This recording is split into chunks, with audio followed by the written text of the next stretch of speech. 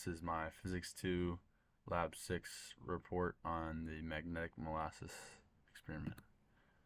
So the table of contents, we got the introduction, key concepts, experimental model, computational model, results, and analysis. So the introduction, the main goal of this experiment was to examine the effect of the changing flux and to calculate the data of a magnet falling down an aluminum tube, and this will help understand how current can be made from a moving magnet. And the results preview that we found that the computational model and the real measurements closely align, and we found that the magnet moving with constant velocity induced a current and slowed down the falling. So some applied physics concepts, the main physics concepts we used in the lab were Faraday's law and the magnetic flux formula over an area. So they're seen here. So the dot product for both of them, E field and then the DL, and then the magnetic field and the normal vector. So here's the model set up. This was the system. It had the tube and the magnet was dropped through the tube, and the time to reach the bottom was measured using the video timestamp on the phone. And some assumptions are that air resistance is negligible and that gravity and the magnetic force are the only forces acting on the magnet. So here's the experiment. It's a picture of it. You can see the magnet falling out the bottom here. The length of the tube was like 0.3 meters, inner radius 0.024 meters, outer radius 0.03 meters, and then the mu was 2.21 am squared, magnetic mass 0.025 kilograms, and we measured the time to fall to be about 1.25 seconds.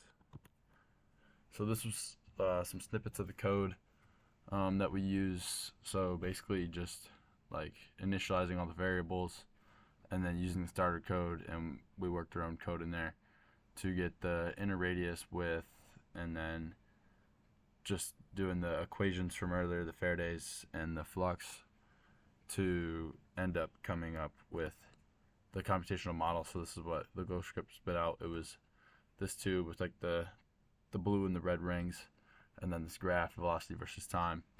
And we modeled the experiment as a large number of finite rings as the magnet fell through, and then the computational model and the data measured in the lab.